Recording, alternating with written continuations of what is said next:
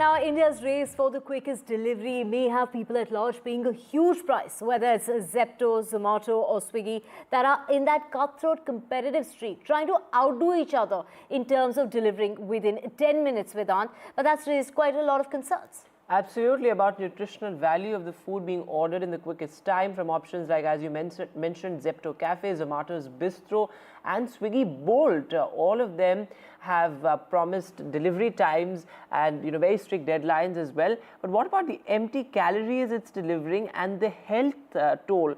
That is why, of course, experts are extremely concerned as well, because instant gratification seems to become the norm, Divya. That's right, and we're talking about orthopedic surgeon and NutriBite wellness co-founder Manan Vora, who's raised this alarm about the impact of this speed-first approach when it comes to public health. And to get to know more on this, we have our guest with us, Shikha Sharma, nutritionist and founder of One Health, joining us.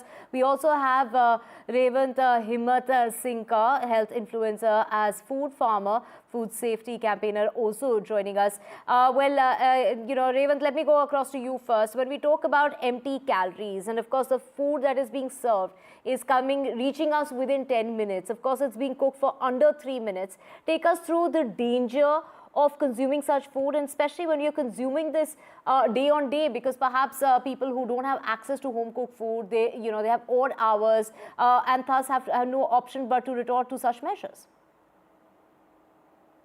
So, of course, it's dangerous, but you mentioned that someone does not have access to home-cooked food, so they probably anyway are having junk as well. So we have to also realize that currently people were having, the people you mentioned were having 2-minute noodles. So they are switching from a 2-minute noodles to a 10-minute delivery. So the point is they are having junk regardless.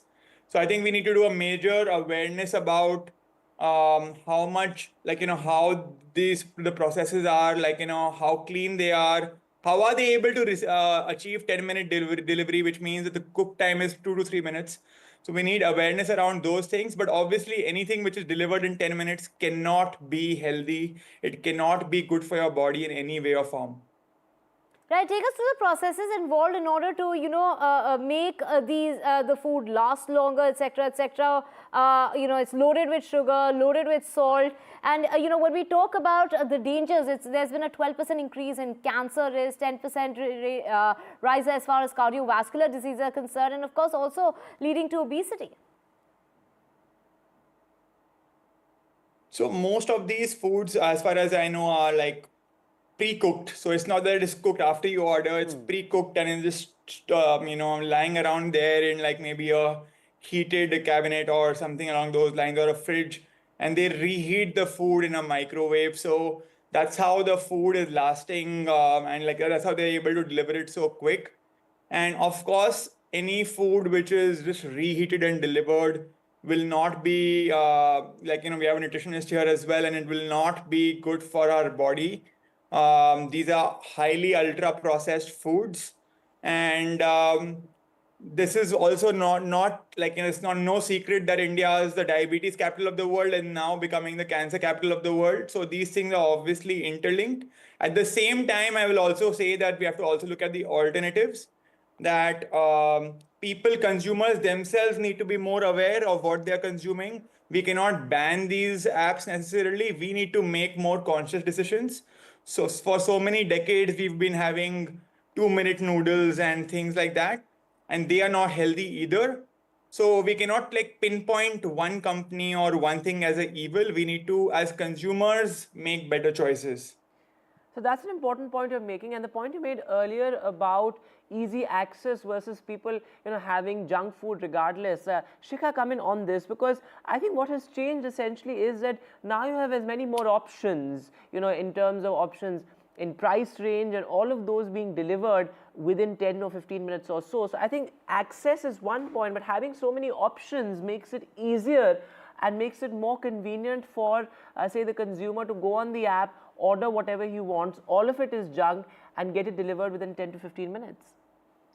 Absolutely. Now, if you really see US, which is an economy which had followed this path long time back, US, when the whole drive had started, the industrial drive on processing, at that time US had 24% obesity. Now it's reached 64%. So it's very clearly linked that the more industry goes towards processing and creating pre-packaged or food which are pre-cooked and then sent within 10 minutes, the obesity rises, and with that, all the diseases start rising. Now, the question is that it is human nature to want something or quick gratification, to want something quickly.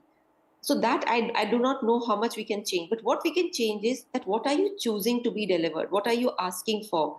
Because even if somebody doesn't have, let's say, access to quick food, like let's say a working couple, uh, in quick food you have bananas, you have oranges, you have nuts, you have peanuts, you have so many other things which you actually don't need to cook at all. It can be there and it's extremely healthy. The question is that people don't have the right knowledge to make the right choices, because unfortunately nutrition as a subject is never taught in school, which is the most critical subject, because it is the this is what is going to really forecast whether a person is going to be a diseased individual or a person is going to be healthy individual, because people just don't know. In fact, there are many people who even while they might be highly educated, don't have any idea about what is good food and what is bad food. So for them, chips is also vegetable because it has potato. I think that's an interesting point you're making, because it's all a blur, isn't it, Revan? That what's healthy, what's not healthy, one can never make out, because a lot of the food branded as healthy on all these apps, on all these instant delivery apps, isn't healthy at all, in fact.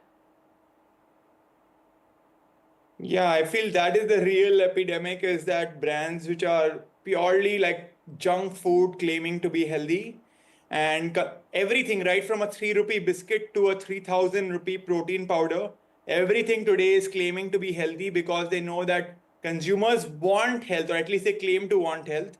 So every company is claiming to be healthy today, and as a consumer, you often don't know what is actually healthy because everyone's claiming to be healthy, so consumers get confused. So that is a very big challenge, which is why we need stronger regulations of companies who's claiming to be healthy and who's not. So the parameters behind health, we need to be very, very strongly, the regulations need to be very strong, because unfortunately today, every company, almost every restaurant is claiming to be healthy. And as a customer, it's very difficult to make out what is truly healthy. Right, Shikha Sharma, come in here. Is balance the key? By the click of a button now, whether it's watching, consuming OTT platforms at home, or ordering food at home, and binge watching, and then wanting to order something in the middle of the night, even though you've had dinner. Take us through. It's a vicious cycle that we're talking about, and how does one really try to come out of this? What are your healthy options? You mentioned some of the foods one could eat instead, but when you can just click a button and have it delivered in no time, that of course is more luring.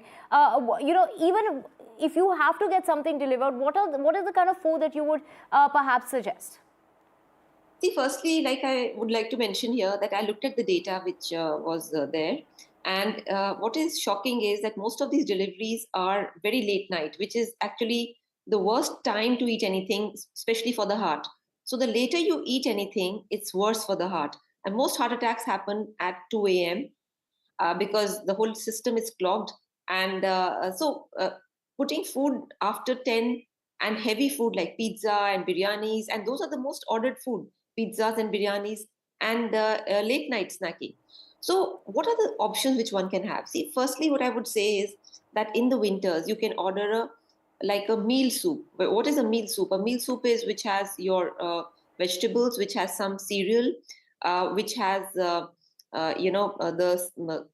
which if you are having chicken, it could have a chicken soup, but like a full meal pot, like they say, which has everything in it. So you feel full, but it doesn't need to be fast food, because soups are naturally foods you can cook fast. Right. That is one.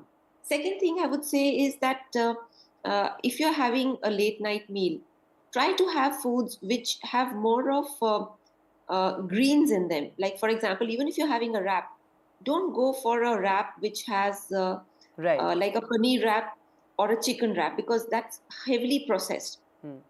So that's an important point you're making, I think, Divya, because having some greens on the side, even if you're having fries, or even if you're having a say a burrito bowl, etc., having some greens on the side, some salad, I think is helpful. But Divya, one thing I must mention here on the side is that this instant delivery and how unfair it is on those delivery executives as well, you know, to deliver so many orders in just 10-15 minutes. And you know, with Blinkit, Zepto, Zomato, while of course we discuss the health ramifications, extremely unfair on those delivery executives as well to expect them to deliver orders within 5 to 10 minutes. Right, giving them heart attacks as well in order to, you know, deliver on time, while giving the consumers heart attacks because the high levels of trans fat. We talk about palm oil and so much of sugar that goes into these processed foods. Thank you so much for speaking with us in regard to, you know, the downside when it comes to, you know, these delivery apps. Vedant, of course, I'm sure you do also, you know, have these on your phone. So do you, Divya, but well, all of us are part of that lifestyle epidemic as it's become. Thanks very much both for joining us on